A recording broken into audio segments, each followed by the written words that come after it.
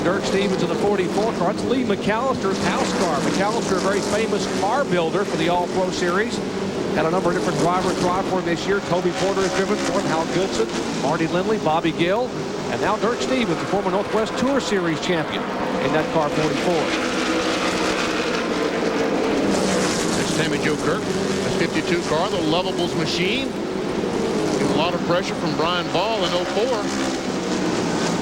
And the 44 Dirk Stevens going to try it on the outside. I don't think so. But he is. That's good. Use your head there. We'll see Kenny Emler of the 90 car on the apron of the racetrack. I'll tell you that Mark Gerke, also the 41 car, when the green flag was waved, he made a pit stop, went to the pits and spent 4 or 5 laps. So a bad start for Mark Gerke this afternoon.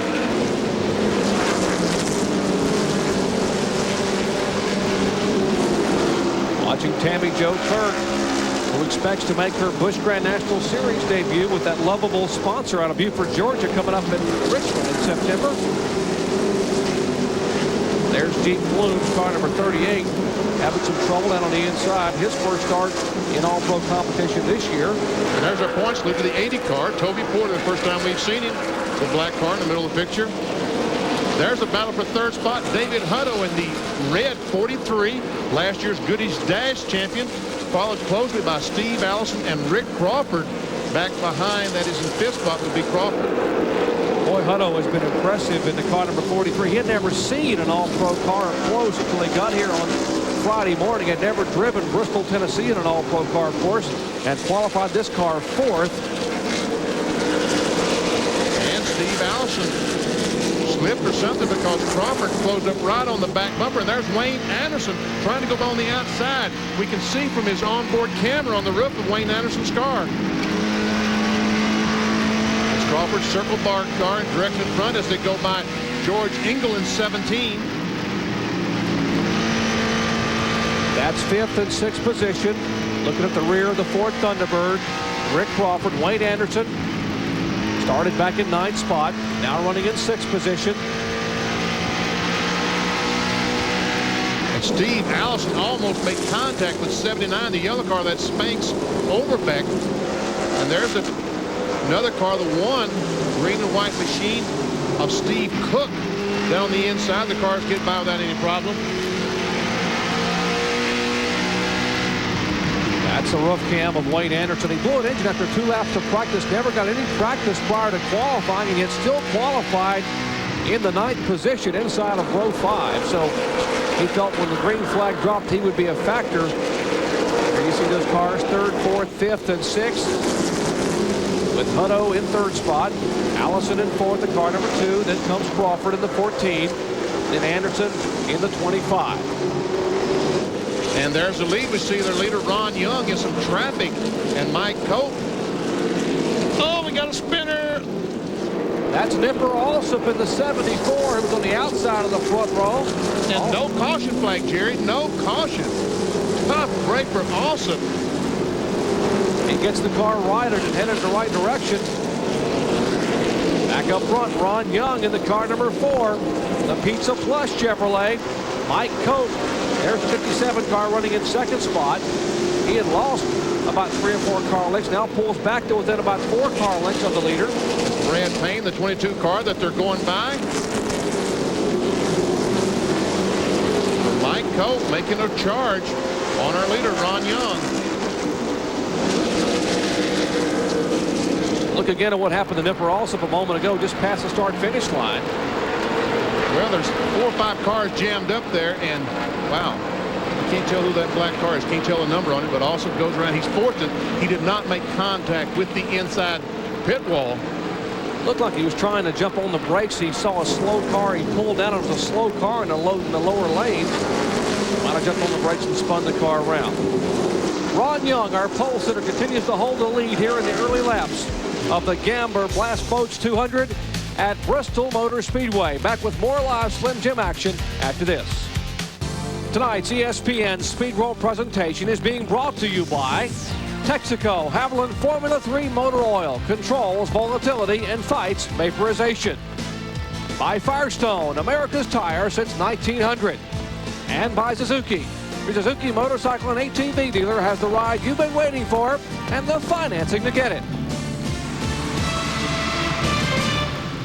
Good crowd on hand at Bristol, Tennessee after a scorcher of a day. It's cooled off to the mid-70s, humidity about 65%. Just a perfect evening for racing here in the Blue Ridge Mountains of eastern Tennessee. And Benny, we're under caution for the first time here on lap 26. Yeah, a piece of debris on the racetrack, no big major problem. You see the empty grandstands in the back. One reason that they haven't opened them up for the fans this evening, they're doing a lot of work back there. They've moved about 750,000 cubic yards of dirt, getting ready to expand and build more seats here at Bristol Motor Speedway. Benny, they have 75,000 seats here, and they said yesterday they plan on adding, in the next 12 to 18 months, they're going to add 55,000 seats here to give the capacity of this racetrack 130,000, the largest sports arena in the state of Tennessee. So you fans have been wanting to come to Bristol, have been waiting for tickets, now you're going to get your chance because the seats are going to be available here very soon. Let's check in the pits with Marty Reed. Well, guys, let's give you an update on Nipper Alsop. He was sitting on the outside of the front row. He got just a lousy start. That was according to the crew chief. And then on the spin, I talked to him, and Shane says, hey, all he did was spot some tires. It's going to be a rough ride, but we've got to get to that window. They've got to get to 60 laps because they need 140 laps out of the second set of tires. Second set of tires? You mean they only get 2 sets, Marty? That's it, Benny. The only 2. We'll tell you more about that a little bit later because I think we're getting ready to go back racing. All right, you got to look at Nipper Alsop. Remember Bill Alsop, his dad, 1979 Rookie of the Year at Indianapolis Motor Speedway, driving for Roger Penske. Well, this is stock car racing, and they wave the green once again. Rick Monroe on the flag stand. Ron Young speeds away with Mike Cope in close pursuit. The 25 car, Wayne Anderson, the Porter cable car, he is flying, folks. Hit him.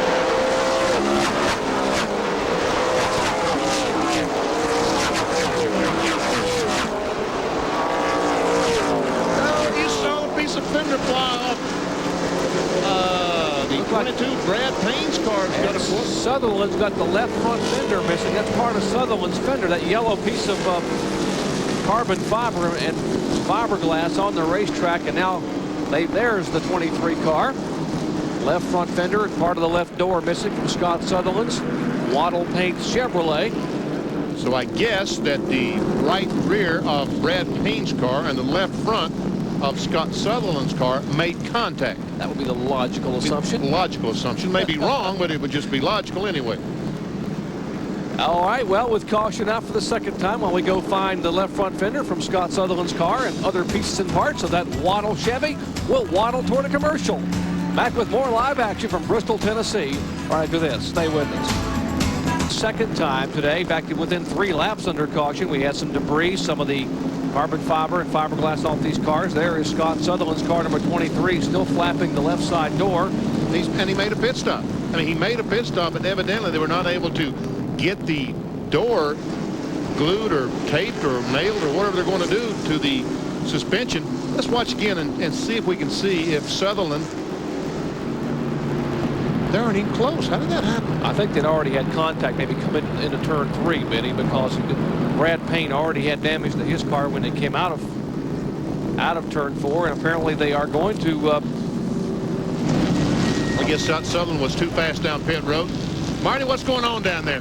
Well, you're right. They did come in the first time and were not able to figure out what they could do to get this panel back on. Now they've got a drill and they're cutting a couple of holes in there.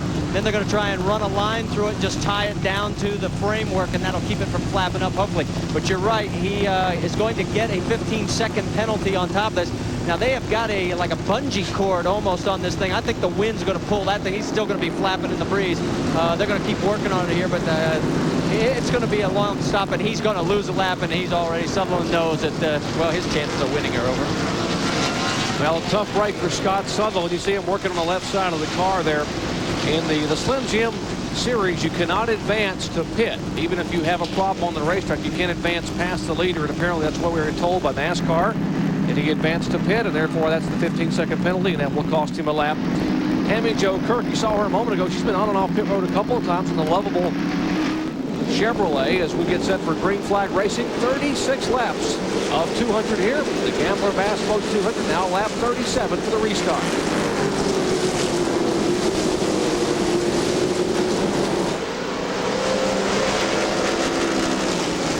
Battle for second place, the 57, Mike Cope. And the 25, Wayne Anderson. They were riding alongside with Wayne Anderson on top of the Porter cable automobile. And that, folks, that's not a cable. That's really, truly power tools. Drills and wrenches and air guns and stuff like that.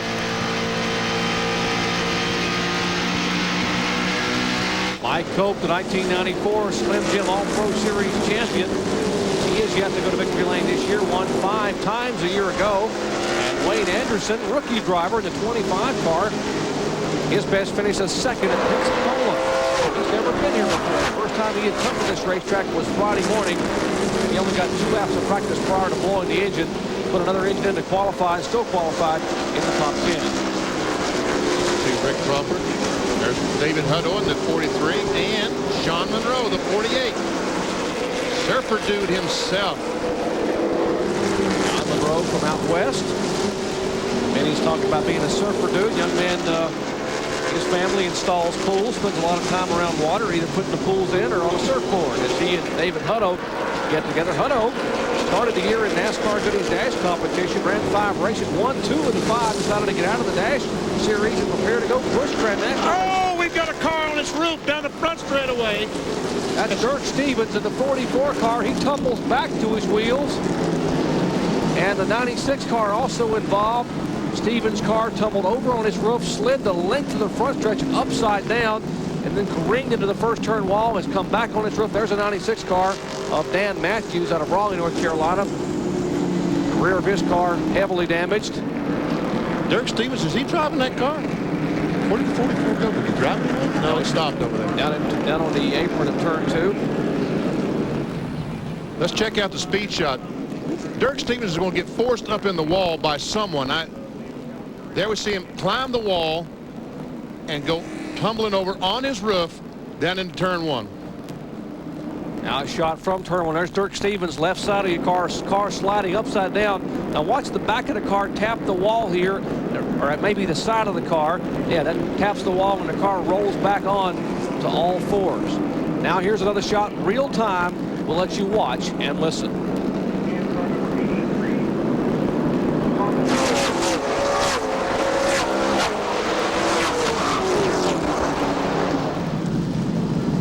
And there's Dirk Stevens, fortunately able to climb out after a wild ride.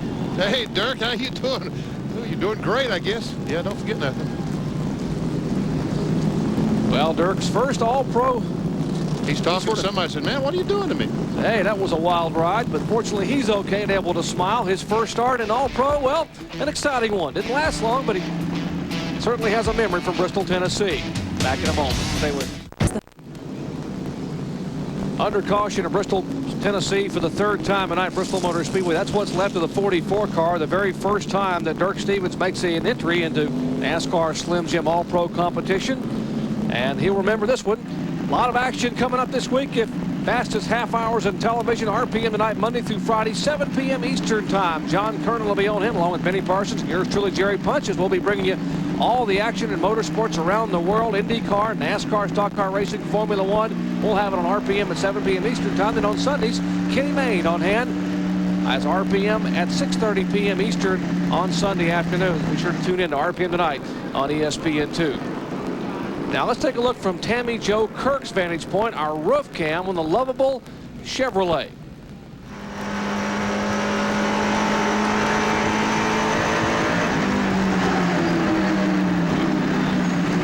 Wow. Heard Tammy Jo back out a moment, go down low and miss all that.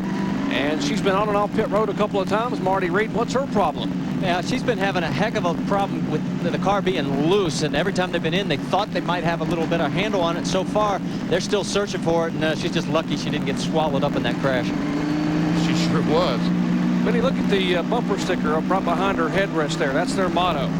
Burn rubber, not bras, right? Lovable is a company out of Beaufort, Georgia, signed up with Tammy Jo, and they're going to take this young lady, very impressive, very talented young lady, spent 25 years. There you go. That's the toolbox from their pits.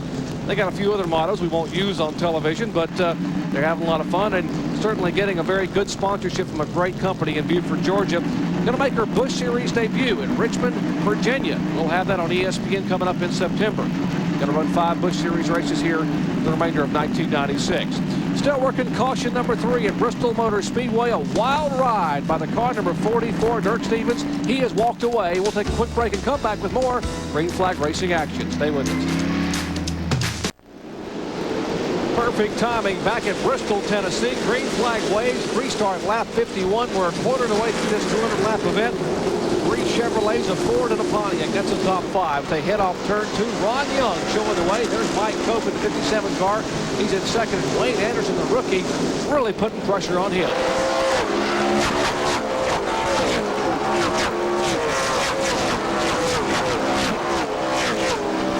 There's the entire field going by. Boy, Anderson's car really looks strong. His dad was here last year and set a new qualifying record in a Dodge and had some kind of problem in the race, but I think was leading the race when he had that problem. So maybe he passed some of the setup tips along to his son. It sure looks that way. And his dad's track record still stood after this year's qualifying at 15.53 second lap. Awfully quick, very close to the Winston Cup track record, which is held by Mark Martin here at 15.33 seconds. And Cope is coming. He has gained on Ron Young. And there's point leader Toby Porter, the 80 car, trying to work his way forward. Back up front, Mike Cope in the 57 starting to put some pressure on Ron Young in the car number 4. Cope moving ever so close out of turn 4. Almost had a run, and we see Rick Crawford. Evidently, Ron Young's car is slowing down because I see Crawford has been able to catch up in the 14 car.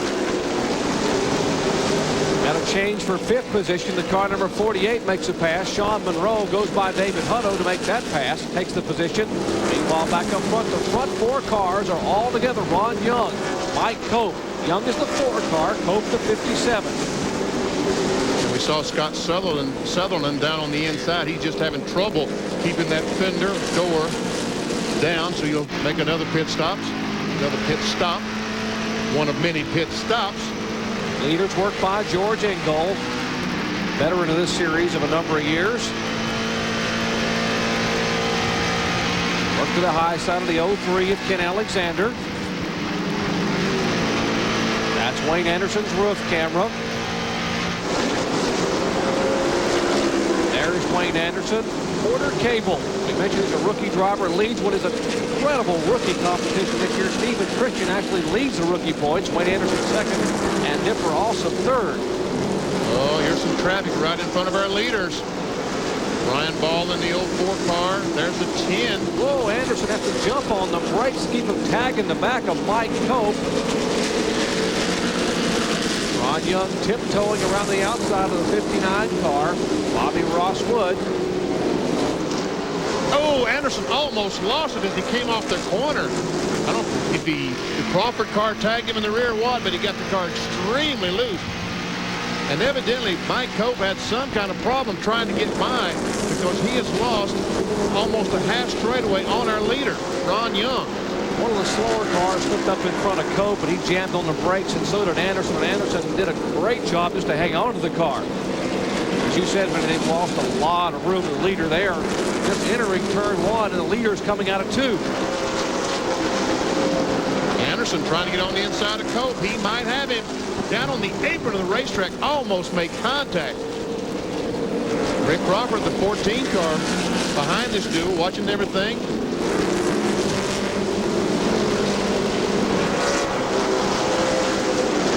Let's see, Rick Crawford. Circle Bar Motel and RV Park, Ozona, Texas, was sponsored on Crawford's car. Rick won the season opener back in Barberville, Florida, back in February 17th. As you watch this battle, we will check in with a young man who took a wild ride on this roof. Marty? Yeah, down here with Dirk Stevens. Dirk, first off, you okay? And then what happened in that wild ride? Yeah, we're all right. We just, that restart, we just got pinched in the outside wall coming off 4, and I guess the 74 car, I think, is who pinched me off there. Maybe the spotter did. Sorry, Dirk, we got another one out there. We got another crash out there? I'm afraid so. That's what they're telling me. All right, Mike Cope. Thank you. Fortunately, Dirk is okay, but that was an ugly crash he had a moment ago. And then Mike Cope just looped around and got some sheet metal damage in the front of his Chevrolet Monte Carlo. I'm assuming he made contact with someone trying to get in the corner or the lap car. I'm just assuming he made some contact trying to lap someone down the corner. Let's see if we can tell. That's Brad Payne, and it looks like they do make contact. Oh, I guess that the 25 car of Wayne Anderson, as he was going by, is who made contact with the left front fender. And Cope spun. There was no caution flag, so take a look at Anderson's hood, which is bowed a little bit there in the right front, showing you where there was some contact between him and Mike Cope. Lap 70, so we're just 30 away from the halfway point. You see the right front fender has been peeled away, and that's where the contact was apparently in turn one a moment ago with Mike Cope.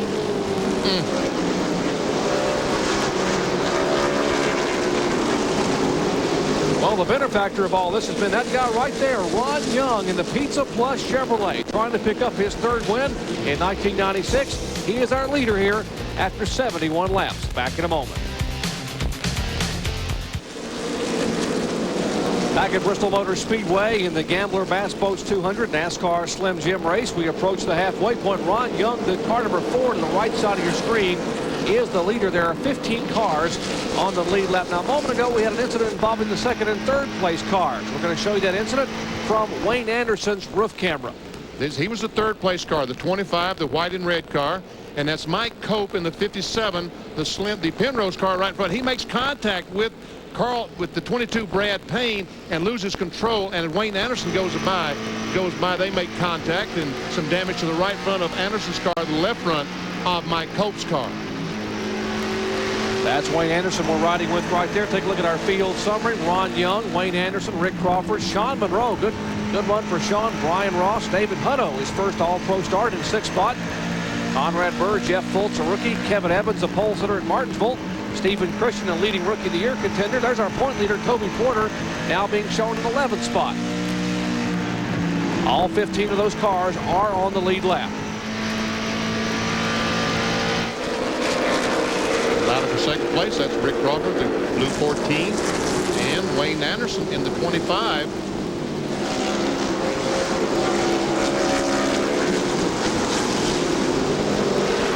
There's Tammy Jo Kirk, the Lovables machine. He has gone a lap down to the leader, Ron Young. Wayne Anderson started 9th, currently 2nd. There's Rick Crawford's serial from 7th to 3rd.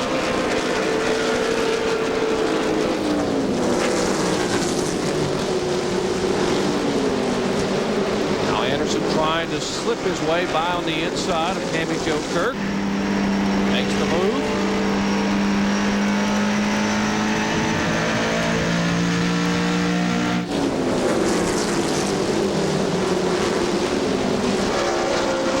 Racetrack, very, very fast as they go around. And there we go by Jeep Flume in the 38 machine. That was Jeep, wasn't it?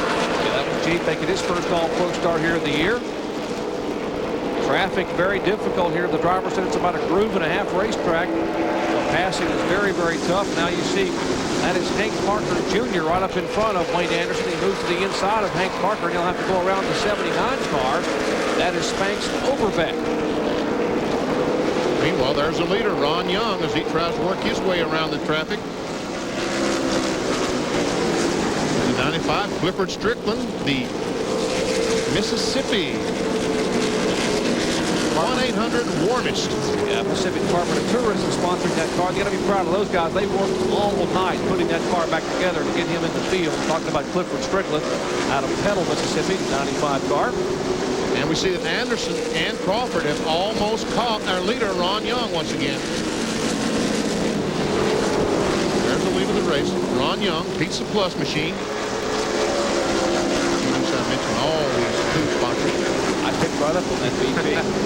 I'm waiting for the delivery here any moment. Ron Young, who got his first victory. Looking at Rick Crawford, who won the season opener at Pensacola back in February. He's in 3rd spot. Wayne Anderson has never won as a rookie in all-pro competition. 1st, 2nd, and 3rd on your screen there. The 4 is the first place car, 25 in 2nd, and the 14 is 3rd. Keeping score at home, 4 cars are in the garage or out of the race. The 96 car is parked in Dan Matthews. The 2 car is out. That is Steve Allison. The 90 also out. Kenny Imler in the 41 of Mark Durkee, and of course the 44 of Dirk Stevens. And Scott Sutherland once again is coming slow.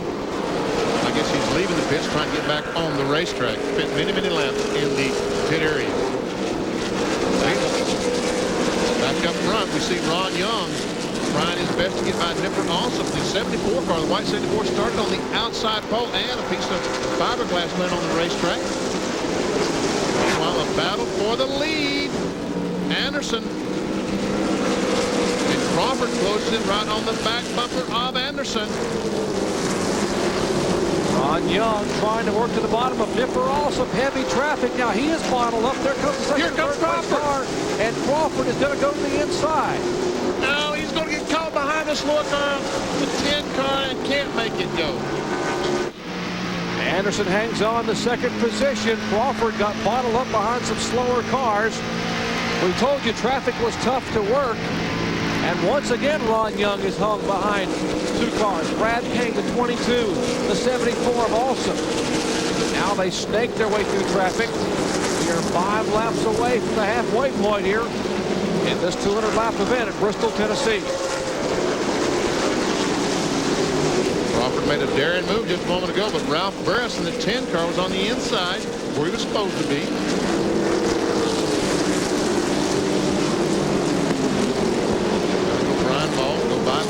Brian Ball, and once again Ron Young tries to look on the inside of Alsop. Now he's going to, nope, can't quite make it. Alsop wants desperately to stay in front of the 4 car in case of a caution flag. He would be able to make up that entire half mile he's behind.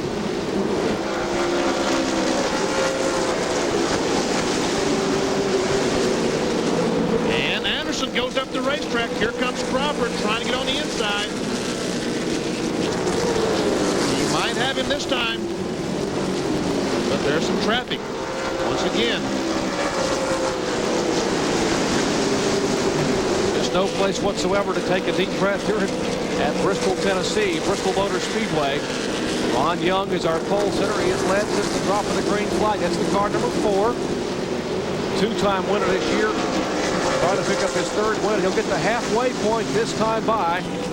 Oh, we got a spin. There's Keith White. Whoa! And the 74 car is going in. Oh, my goodness. The 86 car went up over the rear of another car and went head-on into the wall, the concrete wall. That's Hank Parker Jr. up in turn 4. He launched, and fortunately, he is okay. Takes the, able to wave to the crowd. Boy, some anxious moments. His dad, Hank Parker Sr., here watching him from the top of the truck down in the infield, had to have his heart skip a beat there when he saw his son just go launching over the rear of a car right into the concrete barrier. And it looks like Wayne Anderson has taken the lead. Has taken the lead from Ron Young. Here we see there's a leader. And once again, Alsop is trying his best to stay in front. There we see Keith White has spun. There Anderson goes by on the outside of Ron Young, comes by. And we see there the Hank Parker car has already made contact with the wall. Man. That car had already come down out of the air. The car actually came across the rear. It looked like the 22 car of Brad Payne. As we'll watch again from a different camera. There's a 26 car spinning. That's Keith White. Watch the right side of your screen. There is the 95 car. That's the car that launched the 86. That is Clifford Strickland. There's our leader. Well, that's Mike Cope. Mike Cope at the far end of pit road getting a 4-tire change. Here's Ron Young in. And let's go down to Marty Reed in the Ron Young pit. Well, Ron hits the marks, and the guys are going to work. And this is going to be interesting because of all the teams I've been able to scout so far on this side of pit lane, this is the only team I see putting sticker tires on. Everybody else is going to go with scuffs. Now, one of the things that we talked about a little bit earlier is that you only get 2 sets of tires. This one change, and it's for cost purposes. NASCAR wants to keep the price down. A set of tires, about $440 for a set of 4 Hoosiers. So it looks like 25 car has gone out. So this crew trying to get this back together because they're going to find themselves a little bit further back. Here comes some more cars. So this is a little bit longer stop than anticipated. Boy, one of the crew members urging everybody on. Hurry, hurry, hurry. And there they go. Wow. He and Rick Crawford both were almost left in the pits, but evidently, I know that Ron Young changed 4 tires. I'm assuming that Rick Crawford as well changed 4 tires. Most of those cars in front of them only changed 2. But you know who really made a great pit stop was the Mike Cope automobile. He came in the pits. He's back in the pits changing left sides now.